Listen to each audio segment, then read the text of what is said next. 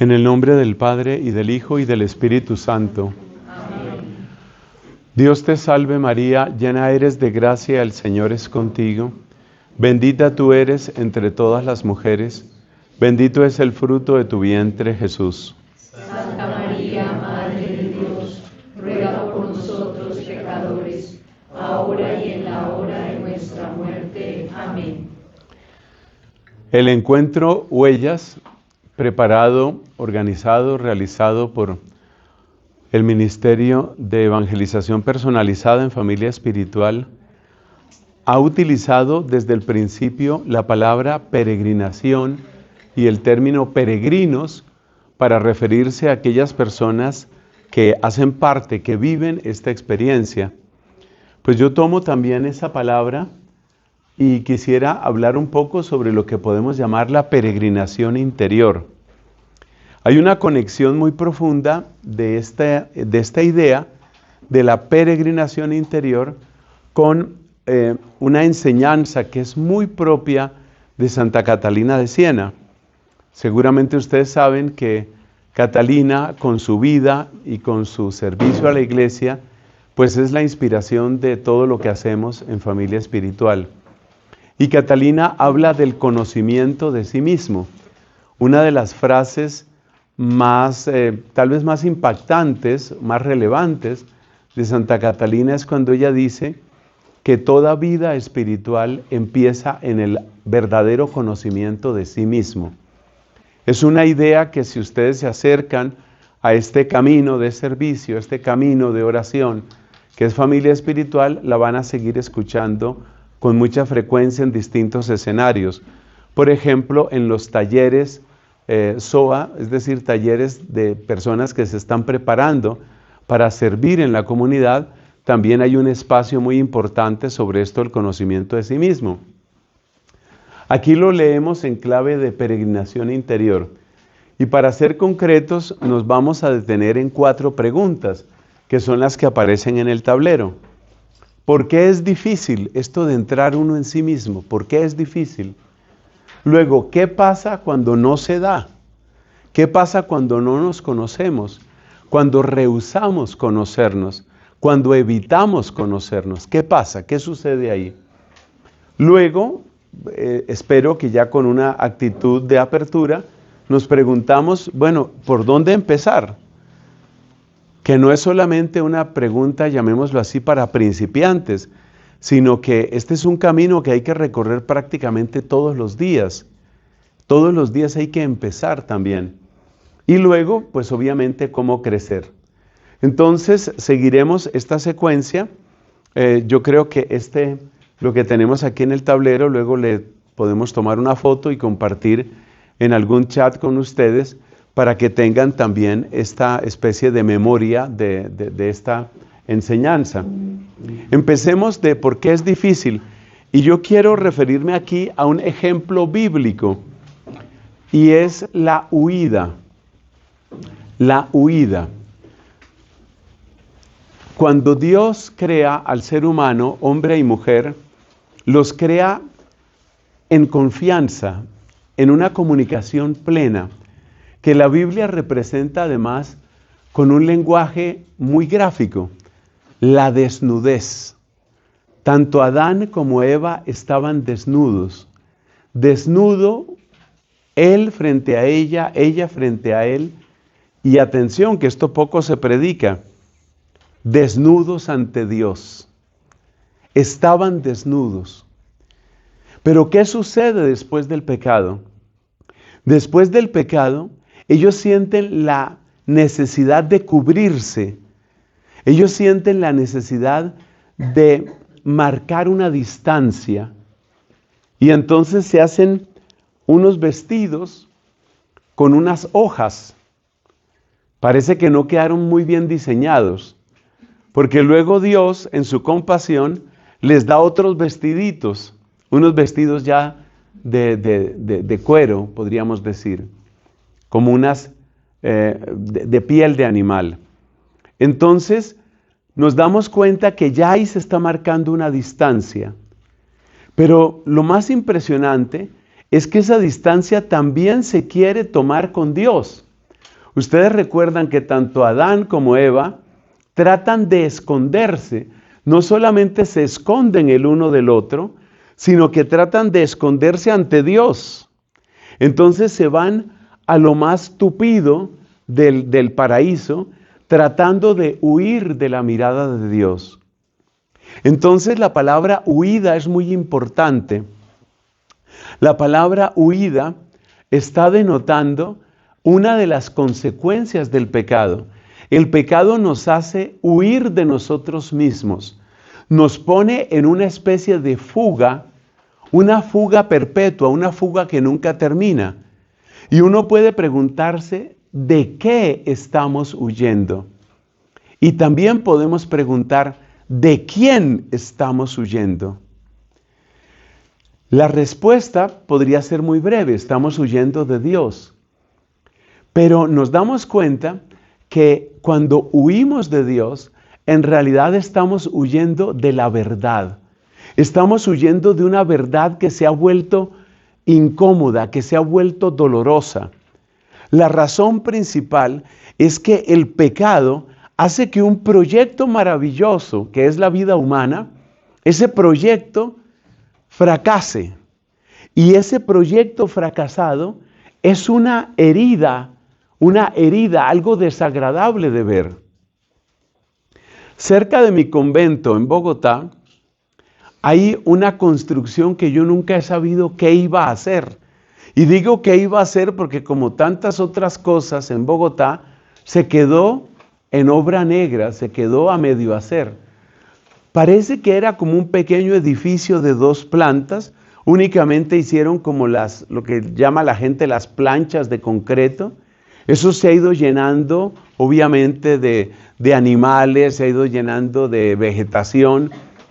Y es muy desagradable ver eso, porque es ver un fracaso, es ver una frustración. Entonces, el pecado hace de nosotros seres frustrados, seres desagradables de ver. Usted recuerda que cuando fue creada la mujer, hay un júbilo en el corazón y en las palabras de Adán.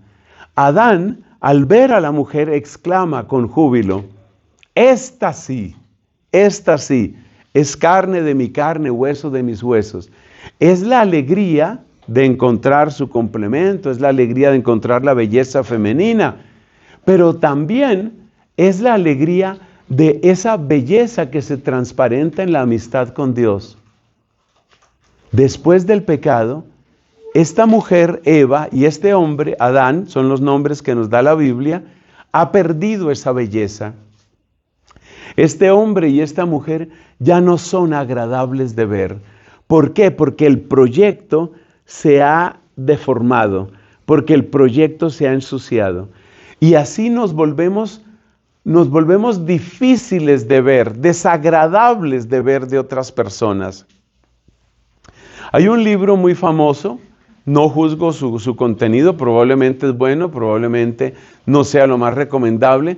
Solo quiero referirme al título, porque me parece que el título es muy elocuente. ¿Por qué temo decirte quién soy? No he leído el libro, repito, no lo estoy recomendando, estoy enfatizando el título. No digo ni que es bueno ni que es malo porque no lo he leído, pero el título me gusta mucho. ¿Por qué temo decirte quién soy? En el fondo, el ser humano, herido por los vicios, herido por los pecados, es incómodo de ver, es desagradable de ver. Entonces, mi pecado hace que yo presienta que tú no te vas a sentir bien cuando me veas. No te va a gustar lo que ves. Y como no te va a gustar lo que ves, pongo una barrera, que es lo que representan esas hojitas con las que ellos trataron de taparse.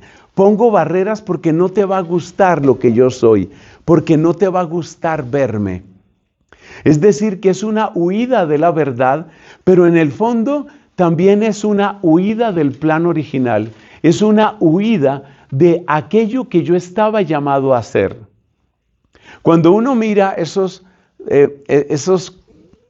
esas columnas de concreto y esas piezas de concreto que están ahí cerca de mi convento, por el lado de la circunvalar hacia el sur, para los que conocen el lugar, cuando uno mira eso que está ahí, uno se hace la pregunta que yo no les he sabido responder. ¿Qué se iba a hacer aquí? ¿Esto qué iba a hacer? Está tan supremamente sucio, está tan supremamente deteriorado, que para mí, supongo que para mucha gente es imposible responder esa pregunta. Pues hermanos, hay vidas que son así. Hay vidas que están tan terriblemente llenas de basura, llenas de suciedad, están tan terriblemente deformadas, que cuando uno mira esa vida, uno dice, ¿qué iba a hacer esta persona? ¿Qué era lo que iba a hacer esta persona? Porque se ha deformado. Por eso a nosotros nos cuesta mucho trabajo entrar en nosotros mismos, y por eso fácilmente tomamos la actitud de la huida. Hay un maestro, bueno, entre tantos que tiene la Santa Iglesia, uno de los maestros de la interioridad es San Agustín. Y San Agustín, en el libro de las Confesiones, habla, por supuesto, de su propia condición, es decir, de todos los pecados en que fue cayendo y de la deformidad que fue tomando su vida precisamente por el pecado. En un pasaje muy famoso, que ustedes encuentran en el oficio de lecturas del Día de San Agustín, que por cierto está muy cerca, es el 28 de agosto, usted se encuentra palabras como estas que yo voy a recitar, porque me las sé prácticamente de memoria. Dice San Agustín, tú estabas dentro de mí y yo afuera. Yo afuera, es decir, es una expresión tan perfecta de lo que es la huida, estar siempre afuera. Tú estabas dentro de mí y yo afuera. Y deforme como era, lo que acabamos de decir, me lanzaba sobre aquellas cosas que sin ti no existirían. Entonces el ser humano que queda como exiliado, que queda como desterrado de su ser más profundo y de su vocación más bella, ¿a dónde se va? Se va en huida perpetua. ¿Y dónde trata de esconderse? El libro del Génesis lo describe como los árboles del jardín. Pues nosotros tratamos de escondernos, por ejemplo, entre cuentas bancarias. Tratamos de escondernos, por ejemplo, entre copas de licor. Tratamos de escondernos entre la multitud de los placeres sexuales, entre la multitud de las páginas de la pornografía. Tratamos de escondernos en la ebriedad del poder, de tal manera que la persona que se obsesiona con conseguir más poder, la persona que se obsesiona con conseguir más dinero o con lograr todavía más placer para su cuerpo, está huyendo. Y por supuesto es una huida fallida, es una huida fracasada. ¿Por qué? Porque como lo han dicho buenos conferencistas, entre los cuales podemos recordar algunos psicólogos, lo han dicho muy bien, tus problemas al final corren más rápido que tú. Tú puedes tratar de huir, pero la mentira en la que tú estás viviendo finalmente te alcanza. Tú puedes tratar de huir, pero tus peores miedos al final te alcanzan. Tú puedes tratar de huir, pero tus remordimientos al final te alcanzan. Y cuando llegan esos remordimientos, otra vez la persona intenta huir. Sin pretender emitir un juicio moral, esto puede llevar incluso a algunas personas al deseo de huir de la vida. La huida de la vida se da a través de la inconsciencia, es decir, perder la conciencia. Ya hay algo de eso en la persona que se emborracha, pero no se emborracha porque le guste el licor, sino porque está tratando de perder la conciencia, es decir, llegar a un momento, alguien me decía esta palabra para describir las peores borracheras, descerebrarse, para descerebrarse, como para olvidarse de todo. La persona que se droga, de alguna manera está tratando de olvidar, está tratando de despegar. Y fíjate que en el mundo de la droga uno de los lenguajes que se utiliza es describirlo como un viaje. Es un viaje. Un viaje es una huida, estás huyendo, hermano querido. Entonces, por eso nosotros huimos. Y en esas huidas, pues se nos van pasando los años. Tú estabas dentro de mí y yo estaba afuera. Es el permanecer afuera. Es el permanecer simplemente en lo exterior. Cerremos esta primera pregunta y esa primera respuesta. Cerrémoslo con otro dato que me parece muy interesante. Y es el darnos cuenta que muchas veces en esas huidas las personas cambian de un modo de huir a otro.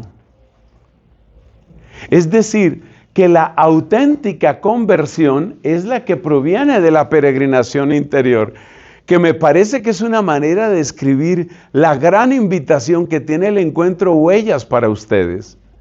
Entonces, es posible que la persona cree que ha cambiado, pero lo que ha cambiado es simplemente que ha pasado de una huida a otra. Lo que voy a decir ahora es posible que suene un poco antipático, que suene un poco fanático para algunos de ustedes. Créanme que lo digo con todo el respeto, pero también atendiendo a lo que es mi deber. ¿A qué me refiero? Hay personas que sienten, yo he llevado una vida muy materialista, muy materialista. Yo he llevado una vida únicamente volcada a lo exterior, lo corporal, el consumo, el dinero, el placer. Y entonces buscan otra manera de vivir. Por ejemplo, lo buscan en lo que hoy se llama meditación. Y alguien podría pensar cuando nos muestran, por ejemplo, esos videos o esas fotos de las personas que están como en una actitud de profundo recogimiento, están respirando profundo, tienen su columna vertebral perfectamente recta, como es de rigor en ese tipo de práctica, están con una actitud de conciencia despierta.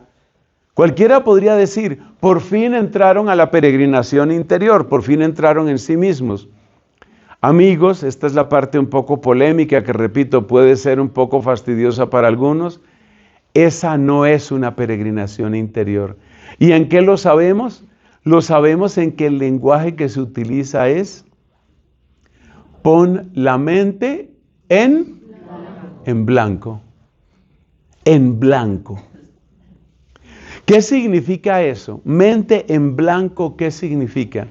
Significa que de alguna manera sigues huyendo. Estás huyendo todavía. ¿Por qué? Porque ¿qué significa la mente en blanco? Significa que no voy a pensar en nada. ¿Y qué significa no pensar en nada? Bueno, aquí necesitamos 2 miligramos de filosofía y de metafísica. ¿Qué es lo existente? El ser.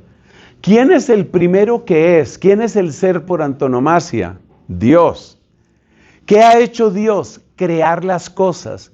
De tal manera que todos los seres creados de alguna manera reflejan y de algún modo nos conducen hacia el Creador. ¿Qué significa mente en blanco? Mente en blanco significa que yo renuncio al ser, que yo renuncio al Creador, que yo renuncio a lo creado.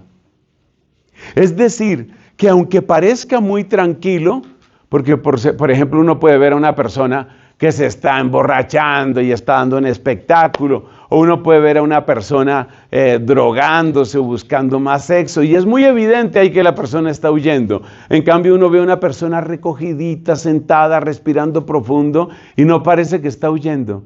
Claro que está huyendo. Está huyendo de todo. Está tratando de suprimir todo. Está tratando de cancelar todo, cancelarlo todo. Que eso tiene unos efectos cerebrales y que eso tiene todo lo que tú quieras, pero lo que está haciendo la persona realmente es huir. Entonces, sigue siendo difícil para esa persona, sigue siendo difícil dejar de huir. Y esto nos lleva a preguntarnos, entonces, ¿qué sería dejar de huir? ¿Qué es dejar de huir?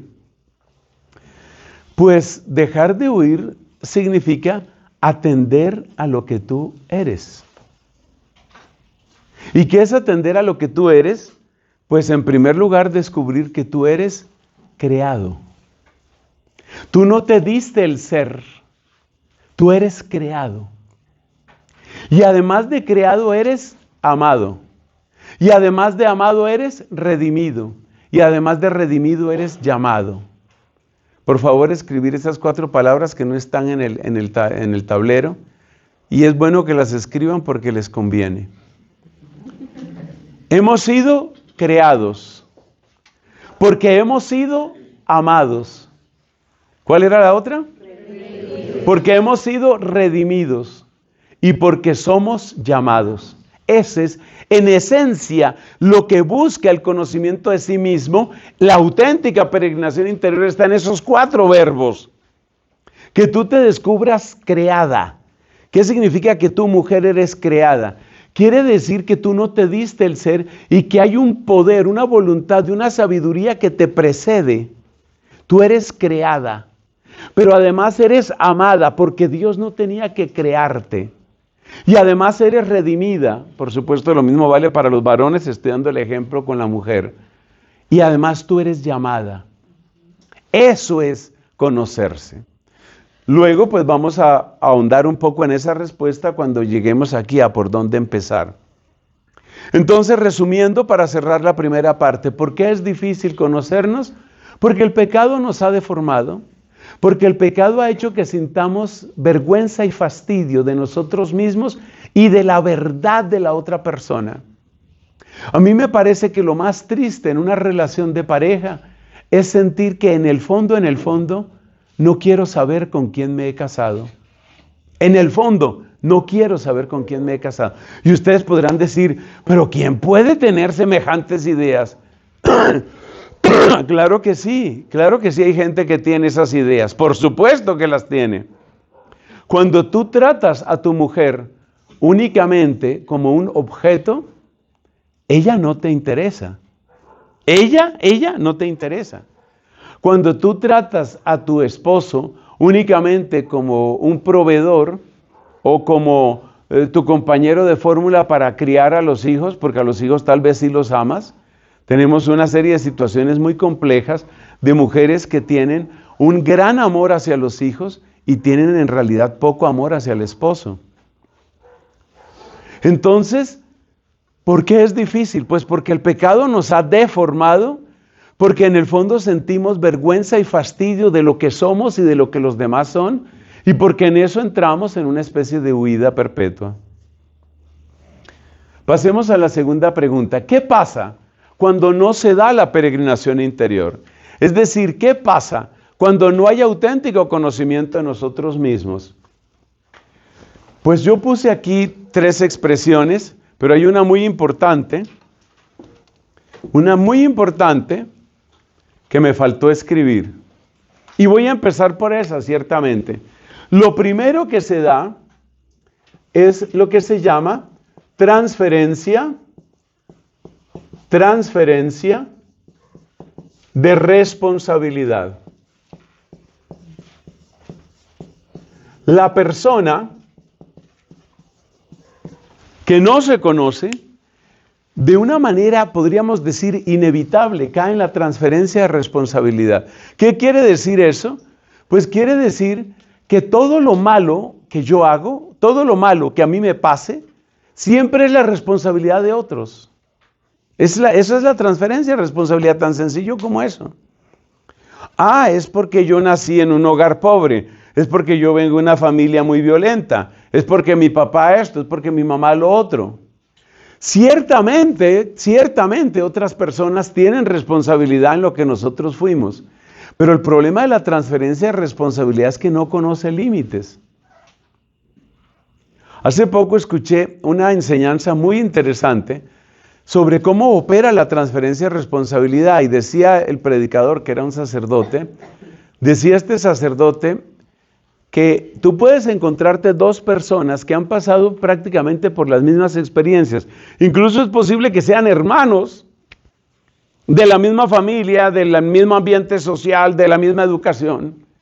Y sin embargo, mientras que uno utilizó cada dificultad como un escalón de crecimiento, el otro convirtió cada dificultad en una excusa más de su propia mediocridad.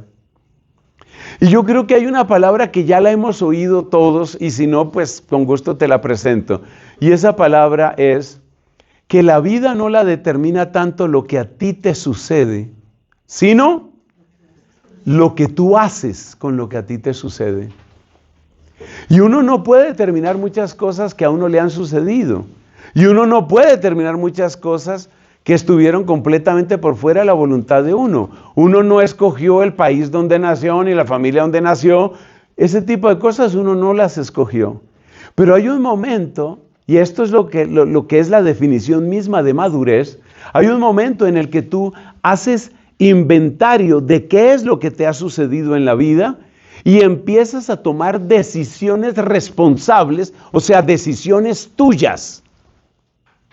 Esas decisiones tuyas son las que marcan finalmente lo que tu vida va a ser. Tuve la alegría en este reciente retiro en Costa Rica, tuve la alegría de, forjar una naciente amistad con un sacerdote, tan bella persona, y me decía, estábamos hablando sobre santos amigos, y él me decía, mi santa amiga por excelencia es Josefina Vaquita, aquella mujer que fue esclavizada, que fue torturada y que es un testimonio de serenidad y de sanidad y de caridad impresionante. Ella es africana. Y me parece impresionante el testimonio de personas como Josefina, Santa Josefina Vaquita, o como San Martín de Porres o tantos otros. Fueron santos que conocieron la humillación, que conocieron la exclusión, que conocieron el maltrato. Entonces, cuando uno no se conoce, en la huida, es decir, para no reconocer mi parte, ¿qué es lo más cómodo? Acusar a otros. Repito, otros, los demás, por supuesto que influyen en uno. Mi papá, mi mamá, mi entorno, mi educación, la gente que me hacía bullying, si sufrí o no sufrí un abuso, todo eso lo marca a uno. Todo eso por supuesto que nos marca, pero, pretender que toda tu vida es simplemente el resultado de lo que te hicieron, es negar tu posibilidad de madurar y tu posibilidad de crecer. ¿Qué más pasa cuando uno no se conoce? Hay una gran vulnerabilidad. Esto nos lo muestra la Sagrada Escritura, por ejemplo, en el conocido texto del apóstol San Pedro, cuando dice que seamos sobrios y que estemos despiertos, y dice, vuestro enemigo, el diablo, como león rugiente, ronda buscando a quien devorar.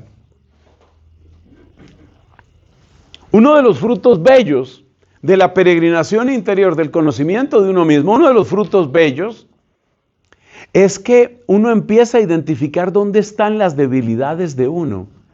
Haz de cuenta como una casa que tú empiezas a revisar y dices, esta ventana no cierra bien, esta puerta no tiene seguro, cuidado con este lado, aquí para el jardín esa puerta no tiene cómo asegurarse.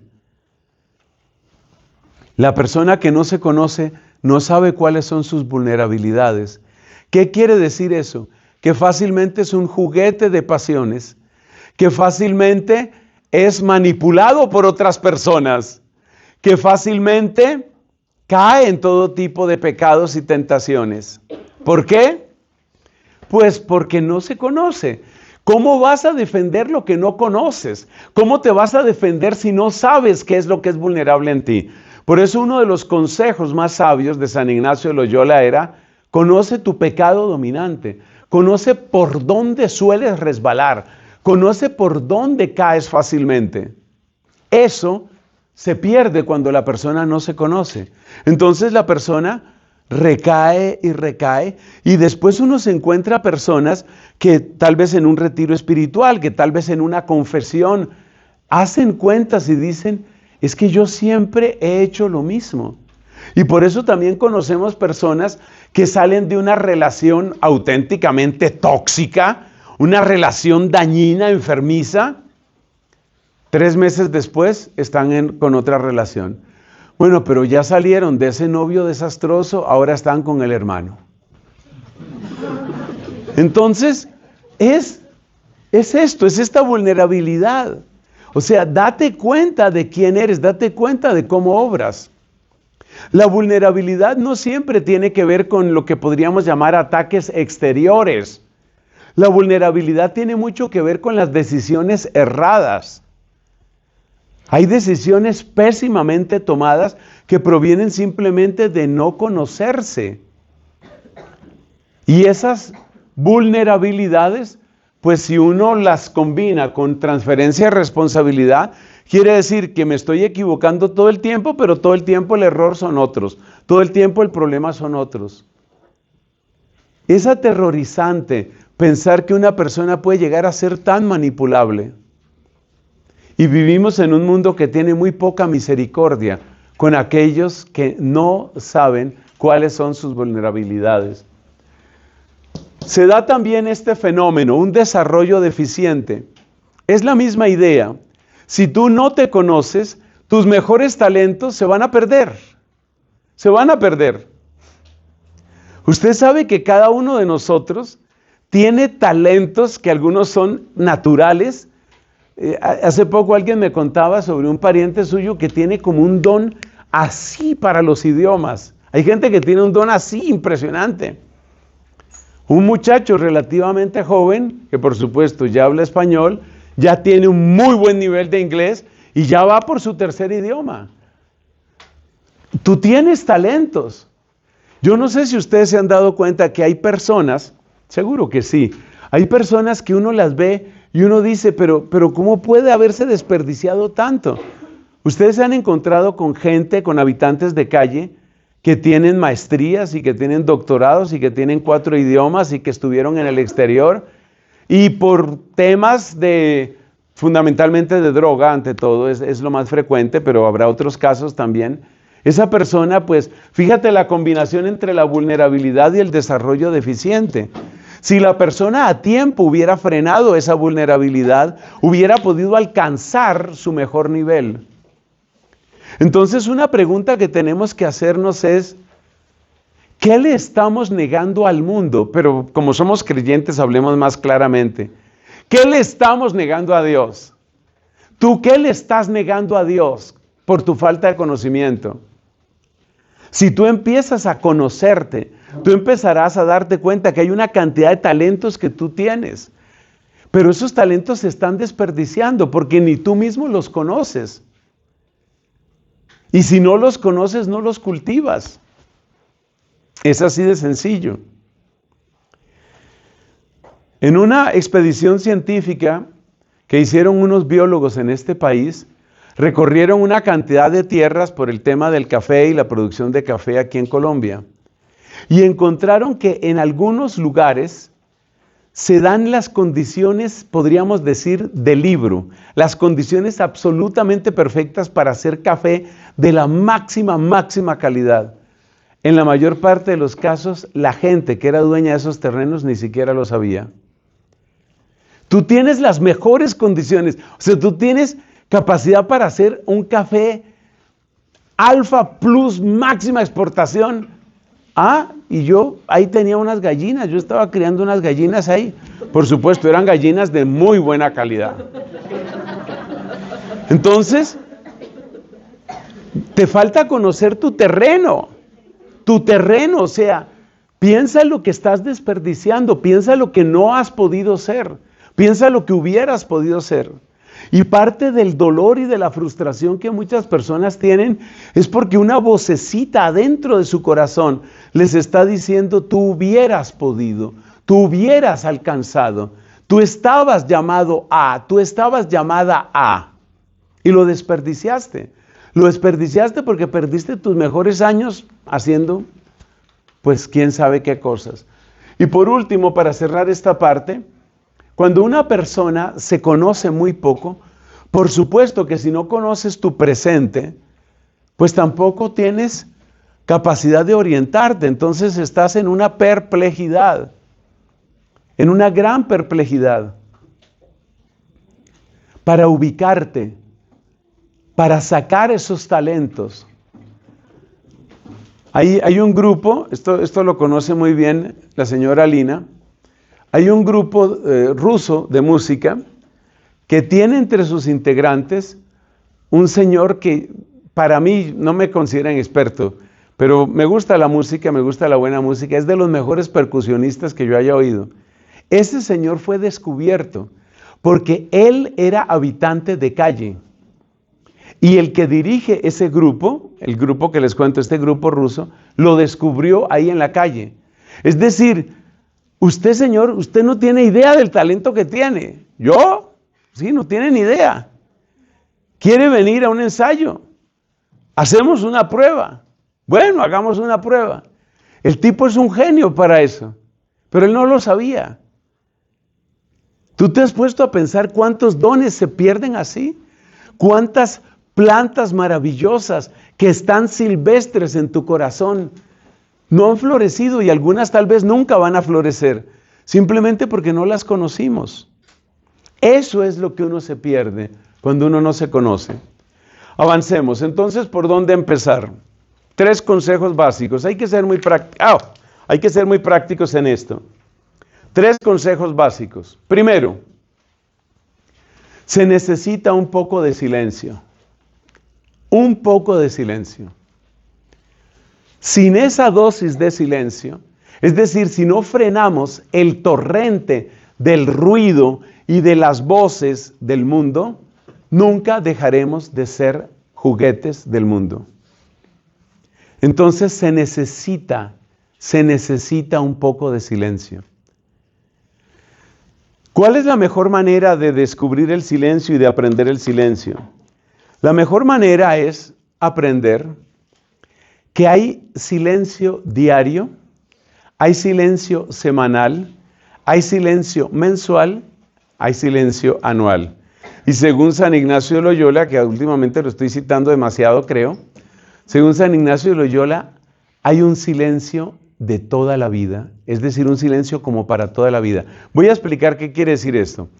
Para San Ignacio, ustedes saben que San Ignacio de Loyola, cuando todavía era laico, él escribió una obra que es un clásico de la espiritualidad católica que se llama Ejercicios Espirituales. Algunas personas han hecho esos ejercicios. Los ejercicios espirituales, como los pensó San Ignacio, duran 4 semanas. Y la idea de San Ignacio es que esas 4 semanas sean el gran silencio de tu vida, pero no lo describe así, sino como la gran escucha de tu vida. Ese es el gran silencio para San Ignacio, por eso lo llama una especie de silencio vital. Pero también se necesita el silencio diario, semanal, mensual, anual. Esto que ustedes están haciendo, aunque no tenga el nombre de retiro, de ejercicios espirituales, clasifica en buena parte como eso. Ese tiempo que tú tomas para entrar un poco en ti, para hacerte preguntas, para escuchar un tema, para escuchar una enseñanza, para hacer una actividad que tiene algo, o sea, te pone a pensar. O sea, yo miro cómo ha ido evolucionando, cómo ha ido creciendo todo este tema del encuentro de huellas, y yo miro, o sea, cada vez para mí es más interesante ver cómo en actividades aparentemente muy sencillas, hay cosas que se quedan con la gente y te ponen a pensar. Eso es lo que queremos decir aquí con silencio. Y cuando esas actividades y cuando esas palabras llegan a ti y cuando tú empiezas a cuestionarte, ahí se están abriendo puertas para que tú puedas realmente ingresar, para que tú puedas hacer tu peregrinación interior. Ahora digámoslo al contrario, sin un poco de silencio es imposible que haya conocimiento de sí mismo. Como nosotros vivimos en la época del scroll infinito, ¿no? ¿Conocen la expresión? Eso de estar uno viendo un video, otro video. ¡Ay, se me fueron 3 horas! Ya tengo mucho sueño, a dormir. Como vivimos en la etapa del scroll infinito, como vivimos perpetuamente distraídos, y como además nos quieren perpetuamente distraídos, porque la persona perpetuamente distraída es la persona que vive al borde de la sensación y la emoción. Y la sensación y la emoción son indispensables para que tú tengas poca capacidad de discernimiento y por consiguiente puedas ser más manipulable. Cuanto más depende una persona de sensaciones y de emociones, más manipulable es. Porque producir sensaciones y emociones es relativamente barato. Mantener a la gente asustada es relativamente barato. Ofrecer placeres rápidos es relativamente barato. Y así nos están manipulando todo el tiempo. Básicamente la manipulación consiste en masajear el ego, acariciar el ego, hacerte sentir que eres importante o hacerte sentir que ahí está tu felicidad o hacerte sentir que ahí es donde está tu valer. Y la gente cae y cae y cae y sigue cayendo en eso. Entonces solo hay una manera de empezar y es cerrar la llave. Cerrar esas llaves porque nos están echando toda esa agua todo el tiempo. Y créanme que mucho de esa agua es agua podrida. Es agua que envenena. Es agua que tiene un propósito completamente de esclavizarnos. Entonces hay que empezar por ahí. Pero acuérdate de los varios tipos de silencio. Quedémonos por lo menos con los 4 principales. Silencio diario, semanal, mensual, anual. ¿Qué es el silencio anual? Algunas personas han tomado la saludable disciplina de hacer un retiro, 1 o 2 retiros al año. Eso está mandado, por ejemplo, para nosotros los sacerdotes. Ahora que estaba en esta querida Costa Rica, que estaba haciendo yo allá, pues atendiendo el retiro anual de un grupo de sacerdotes. La iglesia en su sabiduría sabe que los que estamos sirviendo necesitamos tener una pausa. Haga una pausa, haga un buen retiro anual. Saque en el mes, procure sacar en el mes. Muchas comunidades, las comunidades femeninas, prácticamente todas, tienen retiros mensuales. Y paran todo y hacen su retiro mensual, aunque sea un retiro de un día, incluso de medio día, pero haga un retiro mensual. El retiro semanal típicamente es algo como una visita al Santísimo. Mire, hay mucha gente que está haciendo eso. Hay mucha gente que está sacando tiempo para hacerle una visita al Santísimo por lo menos una vez a la semana. Y entre ellos hay algunos héroes que yo admiro profundamente. Porque como cada vez, gracias a Dios, hay más capillas de adoración perpetua, entonces hay gente que escoge sus horarios para ir allá. Y entonces están, por ejemplo, una vez a la semana, y les repito, hay horarios que yo considero absolutamente heroicos. Gente que se apunta sábado a las 4 de la mañana para hacer oración. Pero mira, sábado a las 4 de la mañana es un silencio. Es un silencio. Ese silencio del sagrario es clave. Ese silencio semanal es clave. Saca ese tiempo, eso te enriquece. Pero atención, mientras que el silencio budista y el silencio del yoga y el silencio de la nueva era es mente en blanco, que consiste básicamente en abrir la puerta y no se sabe quién irá a entrar por ahí, el silencio cristiano siempre es escucha. El silencio cristiano siempre es quiero oír tu voz. Quiero escucharte, Señor. Por eso el silencio cristiano está muy marcado por una cosa que ustedes van a buscar y que se llama lectio divina. La palabra lectio se escribe con una T porque viene del latín. Se escribe lectio. Busque después en internet, por favor, lectio divina. Usted hace semanalmente, usted hace lectio divina y usted saca su tiempo para escuchar la palabra de Dios. Ese es un momento de silencio que usted hace. El silencio diario, ¿cuál es? Su oración diaria. No se puede prosperar sin oración diaria. El Padre Pío, la primera pregunta que hacía a todos, pero especialmente a nosotros los sacerdotes, siempre su primera pregunta cuando ya empezaba la confesión era, ¿y cómo está tu oración, hijo? Esa es la pregunta.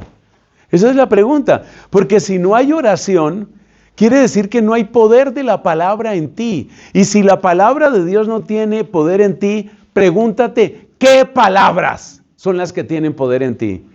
¿Y cuáles van a ser esas palabras? Las palabras de la venganza, las palabras del rencor, las palabras de la murmuración, las palabras de la envidia, las palabras de la lujuria, las palabras de la ira. Entonces, ¿por qué esto es vital? ¿Por qué es vital este tipo de silencio? Es vital ese silencio porque ese silencio es lo que le devuelve poder a la palabra de Dios en ti. Y por favor, recuerda lo que dice Jesús en Juan capítulo 15. nuestro Señor les dice a los apóstoles, ustedes ya están limpios por las palabras que yo les he dicho. O sea que a medida que tú vas entrando en la dinámica del silencio, el silencio y la palabra, en la medida en que tú vas entrando en esa dinámica, tu mente se va limpiando, tu corazón se va limpiando, tus intenciones se van limpiando, tus planes se van limpiando, tu amor, tu manera de amar se va limpiando. Ese es el poder que eso tiene. Segundo, estamos por dónde empezar. Arrepentimiento. ¿Por qué es tan importante el arrepentimiento? Hermanos, el arrepentimiento es clave porque el arrepentimiento es la herramienta fundamental para vencer al enemigo fundamental. Nos enseña Santo Tomás de Aquino que hay un enemigo terrible, y ese enemigo terrible que está en todo pecado, así lo enseña Santo Tomás, es la soberbia. Tú te puedes preguntar, pero ¿cómo así que la soberbia está en todos los pecados? Explicación. ¿Qué es pecar? Pecar es quitarle el lugar a Dios, quitarle la autoridad a Dios, quitarle su soberanía a Dios para poner algo. Pero ¿quién es el que pone ese algo? Que muchas veces es el propio ego, uno mismo. Entonces, el hecho de que Dios diga, no mientas, pero yo sí miento, ¿qué quiere decir? Que por encima de Dios impongo lo mío. Ahí es donde Santo Tomás dice, ahí tenemos la soberbia. En el momento en el que tú, por encima de la palabra divina, por encima del querer de Dios, en el momento en el que tú por encima de eso te pones tú, eso es soberbia. Después el pecado concreto que cometas, que puede ser un robo, que puede ser un asesinato, que puede ser fornicación, que puede ser lo que sea, esa es otra cosa, pero la soberbia está en todos los pecados. Pero la maravilla de esto, la gran maravilla de esto, mis hermanos queridos, es que el arrepentimiento quebranta esa soberbia, quebranta esa soberbia. Y por eso la grandeza de la confesión, humanamente hablando, empieza precisamente en que tú doblegas tu ego. Y por eso la importancia de enseñar a los niños desde pequeños a que digan las palabras, me equivoqué, perdóname. Niño, niña que no haya aprendido desde pequeño a decir, disculpa, me equivoqué, es niño o niña que se está criando para ser un monstruo. Cuidado con eso. Entonces el arrepentimiento tiene un poder muy grande. Y en la medida en que nosotros vencemos a ese monstruo que es el ego, que es la soberbia, en el momento en el que ese monstruo terrible está siendo doblegado y está siendo vencido, la peor forma de oscuridad ha quedado también vencida. Tú recuerdas que Jesús dijo, ¿por qué te fijas tanto en la pajita que tu hermano tiene en el ojo y no te fijas en la viga que tienes en el tuyo? Yo creo que no se le pudo haber ocurrido a Cristo nada más ridículo para decirnos. O sea, tú imagínate una viga en un ojo, o sea, es que no hay cómo imaginarlo. ¿Qué es la viga del ojo? La viga del ojo es la soberbia. No hay manera de acomodar una viga en un ojo y que tú sigas viendo. Por eso cuando llega el arrepentimiento que es precisamente el reconocer mi parte, reconocer mi responsabilidad, reconocer lo que yo he hecho. Sí, que me trataron mal, que faltaron cosas, que mi papá lo que sea, que mi mamá lo que sea, todo lo que tú quieras, los malos ejemplos que yo recibí, pero ¿y tú? ¿Tú qué hiciste con eso? En el momento en el que tú sacas esa viga de tu ojo, en ese momento empiezas a ver. Pero atención, aquí viene la advertencia de Catalina de Siena. Como lo que vas a ver, dijimos desde el principio, no es bonito, porque no es bonito, como lo que vas a ver no es bonito, es muy importante que tú siempre bajes acompañado a los sótanos del arrepentimiento. ¿Acompañado por quién? Por Cristo. Acompañado por la misericordia de Cristo. Entonces, hay que saber, la expresión de Catalina es sazonar, ¿no? Ella como mujer, que supongo que sabía bastante de cocina, utiliza en distintos contextos el término sazonar. Entonces, arrepentimiento, pero sazónalo con un poquito de misericordia. Es decir, que mi pecado es grande, sí, pero no es más grande que el amor de Dios y la misericordia de Dios. Eso tiene que estar claro. Cuando hay misericordia combinada, cuando hay arrepentimiento combinado con misericordia, ahí tienes un elemento absolutamente fundamental para el auténtico conocimiento de ti mismo. Por último, la gratitud. ¿Por qué es importante la gratitud? Porque la gratitud te abre al bien. La gratitud te abre al bien. Si alguien me preguntara, por favor, dígame en menos de 10 segundos algo que me pueda mejorar la vida. Dígame en menos de 10 segundos algo que me mejore la vida. Ya, dígame algo ya. Yo tengo 2 frases y están profundamente relacionadas. Una es la que nos dicen el miércoles de ceniza. Conviértete y cree en el Evangelio. Esa es una. Pero hay otra que aunque no lo parezca está muy, pero muy relacionada. Muy práctica. Di más la palabra gracias. A tu esposo, a tus hijos, a tus papás, al vigilante de la cuadra, al que te escucha un momento, al que te atendió en el restaurante, al del taxi, al del Uber. Di más la palabra gracias. La palabra gracias es una palabra maravillosa porque es la palabra que te abre al bien. Y en la medida en que tú descubres más el bien, y en la medida en que descubres más cuál ha sido el mal, empiezas a tener un mapa muy, pero muy nítido de qué es lo que tú eres, en dónde te has equivocado, qué te ha faltado, etc. Entonces empieza por aquí. Resumo esta parte. Silencio, ¿para qué? Para devolverle el poder a Dios en mi vida. Arrepentimiento, ¿para qué? Para quebrantar lo que me ha mantenido ciego, que es mi soberbia.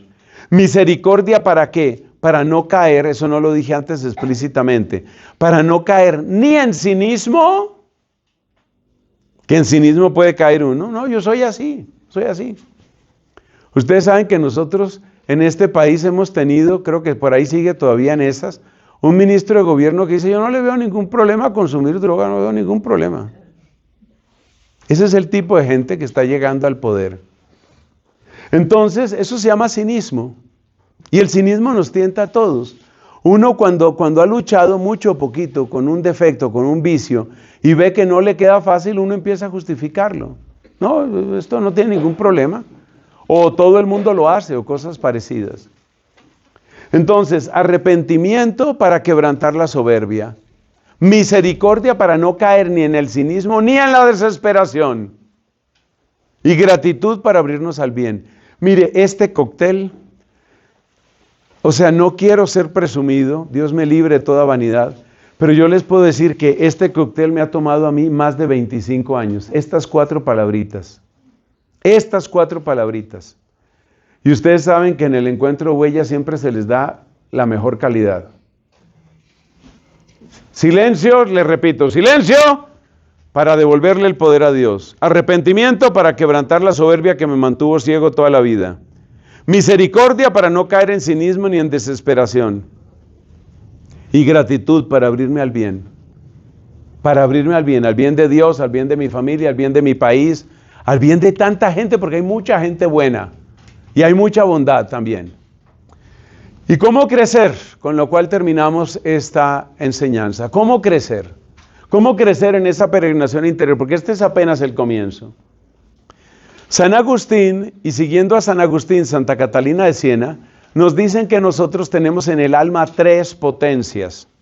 Y que las 3 potencias del alma son memoria, entendimiento y voluntad. Esas son tus herramientas para crecer. ¿Qué es utilizar bien la memoria? Utilizar bien la memoria es mantener fresco en tu conocimiento todo lo que Dios ha hecho por ti y todo lo que tanta gente buena de parte de Dios ha hecho contigo. Mantén eso presente. Ese es el poder de la memoria. Mantener ese recuerdo vivo, mantener esa claridad en nosotros, en nuestra memoria, da una gran fortaleza interior. Sobre todo por aquella idea que me gusta repetir de Fray Luis de Granada, probablemente un santo del siglo XVI, aunque no ha sido beatificado. Decía Luis de Granada: Dios que te trajo hasta aquí no te va a dejar aquí. De tal manera que la memoria hace que crezcan en ti la esperanza, la confianza y también la gratitud y la alabanza. Entonces, la memoria. ¿Cómo crece la memoria? Pues eso, rememorando, trayendo nuevamente a nuestro entendimiento lo que Dios ha hecho por nosotros. Piensa, por ejemplo, en lo que es un testimonio. ¿Qué es un testimonio en un retiro espiritual? Es eso, es una persona que le está contando a sus hermanos, les está contando: mire, esto fue lo que Dios hizo por mí. La memoria te ayuda muchísimo a crecer. Además, la memoria te ayuda a recordar de dónde te sacó Dios. Esto lo enseña la Biblia claramente. Los israelitas en sus primeras etapas tenían que repetir ritualmente estas palabras. Mi padre era un arameo errante, por ahí empezaba la historia. Y luego recordaban: y fuimos a Egipto, y en Egipto fuimos maltratados, y el Señor nos sacó de Egipto. ¿Y qué es todo ese recordar? ¿Qué es todo ese recordar? Es mantener la gratitud, mantener la alabanza, mantener la fe, mantener la confianza y mantener la humildad. Mi padre era un arameo errante, ese era mi padre. Uno tiene que recordar de dónde lo ha sacado el Señor. Yo procuro hacerlo, por ejemplo, cada vez que me preguntan de mi testimonio, pues yo tengo que recordar que hay muchas cosas que no son bonitas. Porque el Señor, precisamente hace 45 años, un 15 de agosto me llamó por primera vez. Aquí estoy yo haciendo memoria con ustedes. ¿Y qué pasó? Pues que yo no cultivé esa semilla. Yo no cuidé ese llamado. Tampoco hubo quien me ayudara, pero yo personalmente no lo cuidé. Muy pronto empecé a fascinarme por la idolatría de la ciencia y la matemática y la física y de todo. ¿Y qué pasó?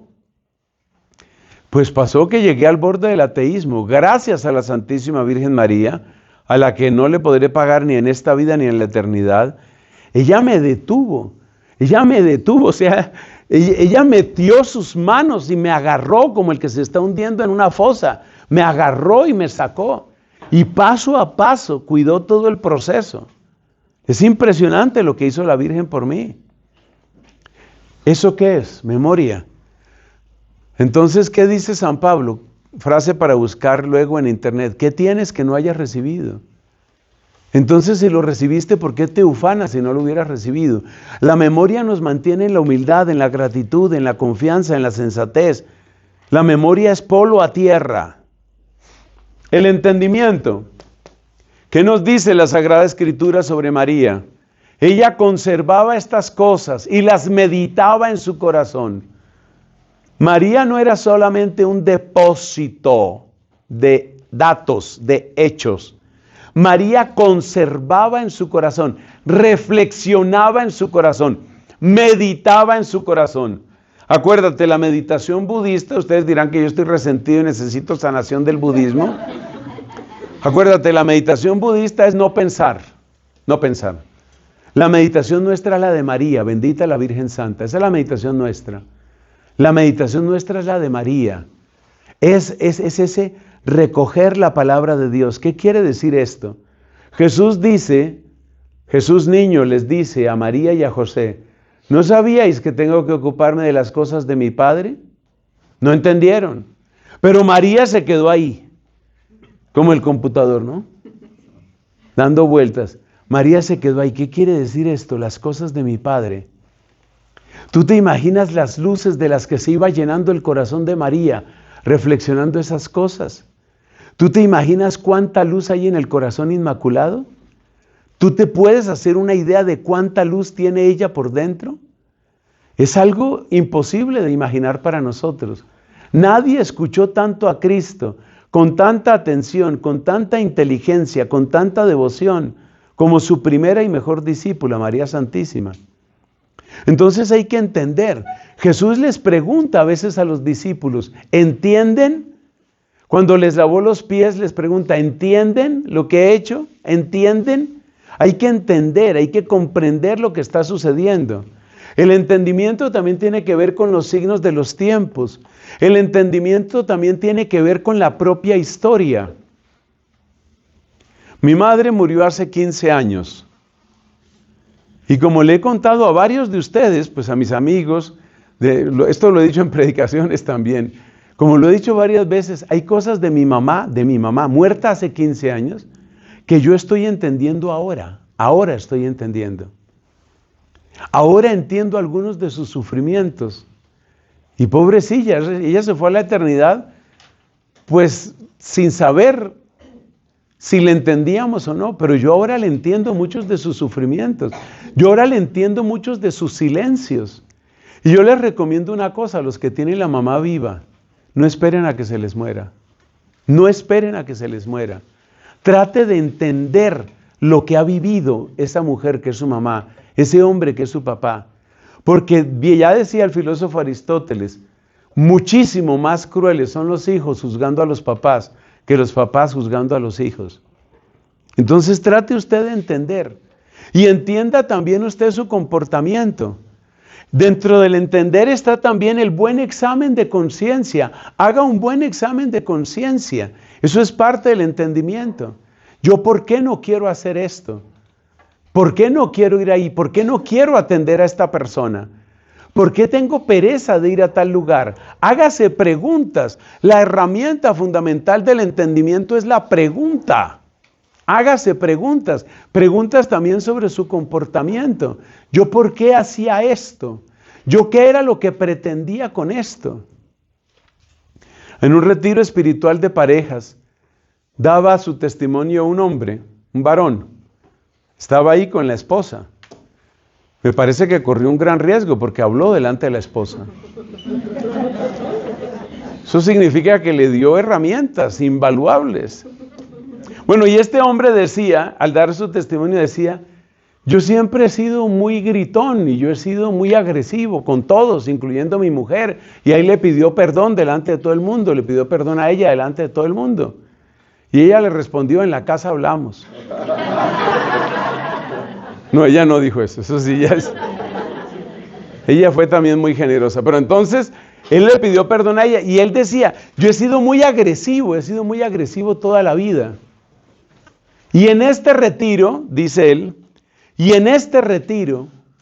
me he dado cuenta que cuanto más inseguro, cuanto más nervioso, más gritón. ¡Tremenda luz! ¿Yo por qué grito tanto? En el fondo, porque soy un inseguro. Pues eso fue lo que descubrió ese señor. No digo que todo gritón sea inseguro. También hay inseguros que no son gritones.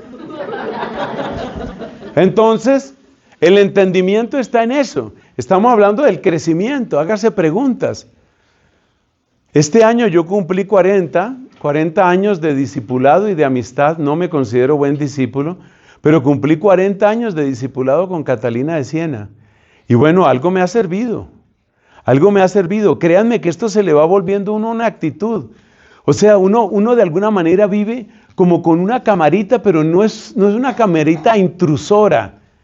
Es como una camarita que te está viendo y uno está viendo cómo actúa uno. Y uno se da cuenta de lo ridículo que uno muchas veces es, de lo hipócrita que uno es, de lo falso que uno es, de lo orgulloso que uno es.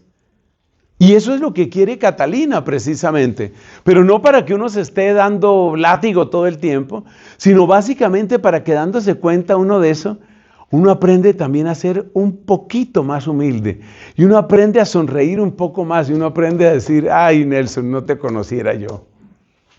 La voluntad hay que ponerla a trabajar, y la voluntad está muy unida a esta palabra, porque ya hay que terminar, hermanos.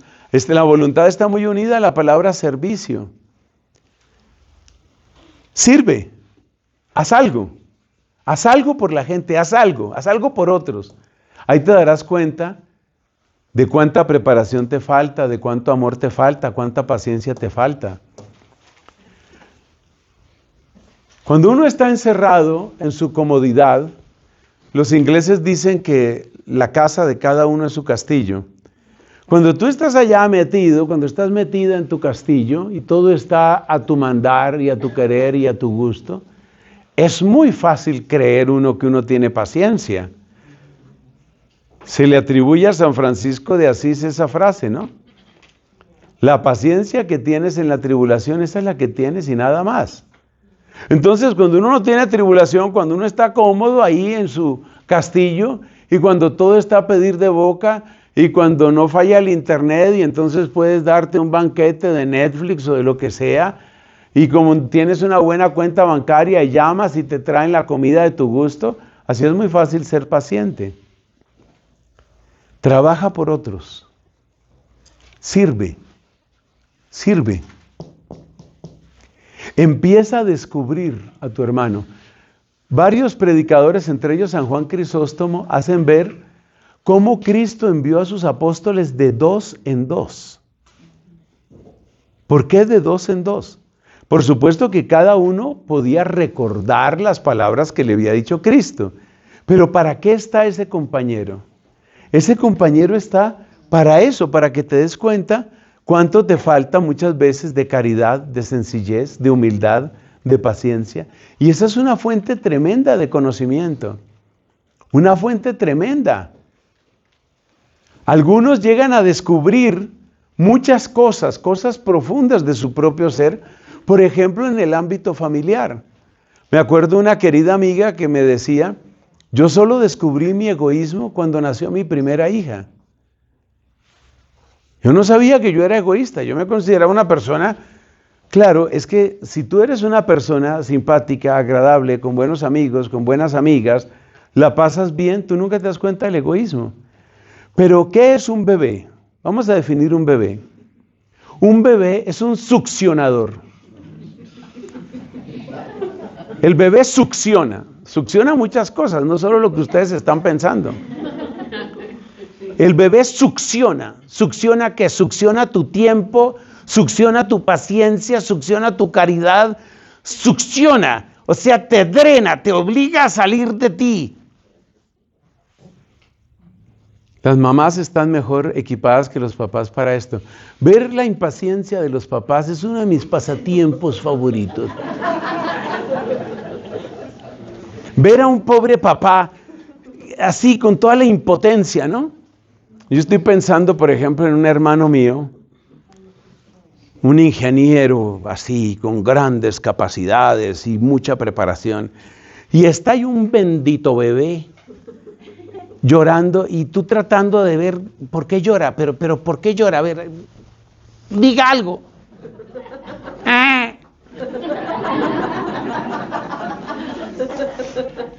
Haga algo por alguien. Haga algo por alguien.